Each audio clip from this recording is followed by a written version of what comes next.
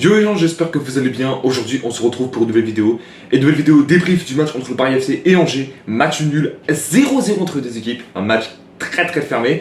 Donc comme d'habitude, n'hésitez pas à liker cette vidéo, à la commenter si ce n'est pas déjà fait. Partagez la chaîne et la vidéo à vos amis si ça vous a plu. Abonnez-vous à la chaîne et activez la cloche de notification pour rater aucune des prochaines vidéos. Objectif 5000 abonnés, je sais qu'on en est capable. C'est gratos, je vous demande pas payer. Merci à vous tous. Bon, comment dire. Bon là, on va dire un truc détail, c'est que Paris FC et nous-mêmes, on se bat pour le maintien. Enfin, plus le Paris FC plutôt que nous, en réalité de base. Parce que nous, en réalité, on est déjà... Alors on parle, on est à 9 points de Nantes. Eux, les Parisiens, alors on parle, spécialement, ils sont à 6 points. Ouais. Après, si je peux dire pour notre France, je pense que Paris FC et nous-mêmes, on va se maintenir parce que clairement, là, cette saison pour Nantes, Auxerre et Metz, c'est pas ça. Hein. C'est pour vraiment une catastrophe de chez catastrophe, hein, je vais vous dire. Donc c'est pour ça. Alors comme d'habitude, on va parler bien évidemment de la compo de l'équipe, le débrief entier, bon, ce que je peux dire là-dessus, et le classement où on est. Bon après, clairement, j'ai parlé des points, mais j'ai pas précisé les classements, donc c'est pour ça. Alors, en compo de l'équipe du côté d'Angers, donc nous avons eu Hervé Kofi au cage, ça change pas. Ensuite, Ecomier, Le Forn, Camara, Arcus. Ensuite, Begdin, Begbla, milieu de terrain. Ensuite, Esbey, Amine Esbey, du coup, Louis Mouton, faut que j'arrive à dire, Djibirine en attaque, et en numéro 9, Sheriff, ça ne change pas. Ah oui, et beaucoup de personnes se demandent pourquoi il n'y a plus pas d'élite, notamment dans cette compo. Le mec, ils sont pas de partir, il est en réserve en National 3 avec l'équipe B. Donc voilà, oui, je sais, vous allez me dire que c'est complètement idiot de faire ça. Mais les gars, ils sont pas de partir, donc c'est pour ça qu'on l'a foutu là.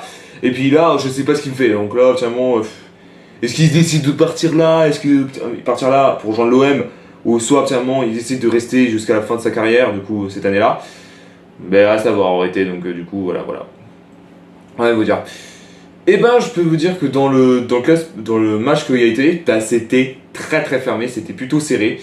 On a dû attendre à la 16e minute de jeu pour voir une grosse occasion, si je peux dire ça. Alors, sur ma chaîne, en fait, quand je fais des vidéos là-dessus, je parle que des grosses occasions. Je parle pas des occasions qui veulent dire oh, il y a eu cette personne, etc. Ça t'intéresse pas parce que c'était dégueulasse des fois. Donc, du coup, c'était une occasion pour le Paris FC. Traoré, du coup, vole le ballon dans son couloir droit, au niveau de la ligne médiane, et fonce l'emmener au 10 mètres, au 18 mètres, excusez-moi, avant de décaler pour Kebal.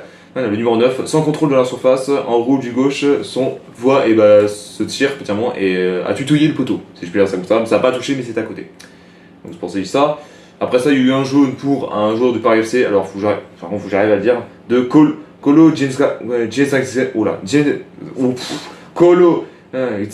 Zigzag. Je vais l'appeler comme ça va être plus simple parce que c'est compliqué. Donc du coup voilà. Et du coup c'était parce qu'il a pété un pont contre Dibéril. Donc voilà. Après ça, Sheriff, le numéro 9 du coup, enfin numéro 9, le numéro 10 de base, mais c'est un numéro 9 en termes d'attaquant. Et il est blessé après un contact contre un joueur. Et après il se reprend de plus belle. Et j'ai envie de dire que c'était plutôt fermé parce qu'il y a eu 0-0 entre les deux équipes.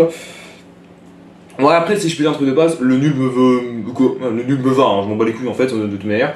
Donc après c'est Paris FC en face, on a déjà affronté eux, c'était toujours serré. Donc c'est pour ça que ça en été. Et du coup on repart sur plus belle. Et Kofi du coup se blesse, contre Gori du coup qui était attaquant du Paris FC, mais le gardien semble pouvoir tenir, donc c'est pour ça. On a 3 changements du côté du Paris FC et ainsi 3 changements du côté de nous. Donc Peter qui rentre à la place de Sheriff.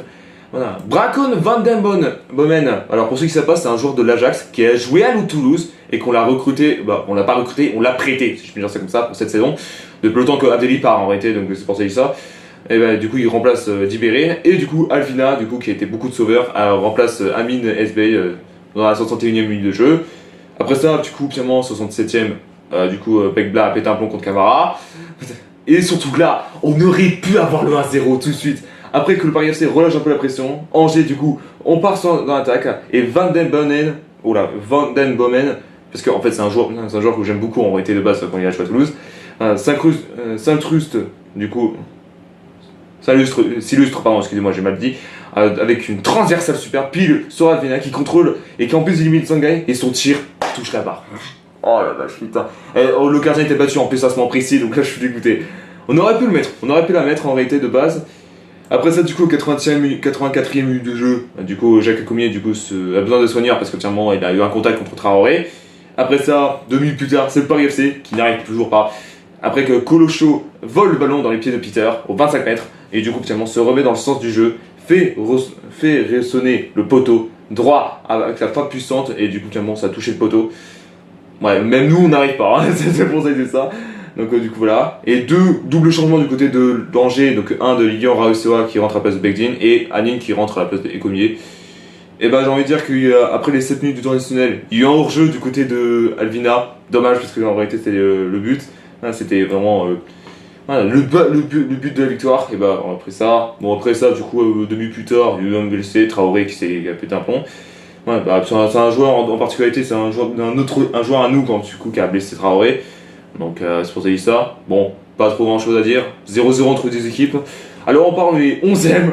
On a encore laissé cette place. Je crois que le 11e on va rester tout le temps. Parce qu'en fait dans tous les matchs, tous les classements qu'on a fait en Ligue 1, on était à la première fois au 9e, mais souvent c'était 11e, 12e, 13e. C'est pas une blague, c'était toujours comme ça. Donc du coup c'est pour ça que je dis ça.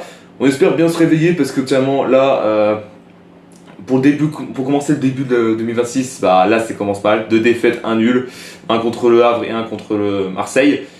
Et le nul du coup contre Paris FC. On va voir comment ça se fait. Le prochain match est contre Metz, 100%. Je pense que 100% gagne. Après ça peut être serré, mais je pense que ça va être un match plutôt fermé. Parce que Metz c'est quand même chiant à affronter, même si c'est pas non plus incroyable en fait, c'est super comme ça. Voilà, merci à tous d'avoir suivi cette vidéo, n'hésitez pas à liker, à la commenter si ce n'est pas déjà fait, partagez la chaîne et la vidéo à vos amis si ça vous a plu, abonnez-vous à la chaîne et activez la cloche de notification pour rater aucune des prochaines vidéos. Nous nous retrouvons très bientôt pour de nouvelles vidéos. Peace.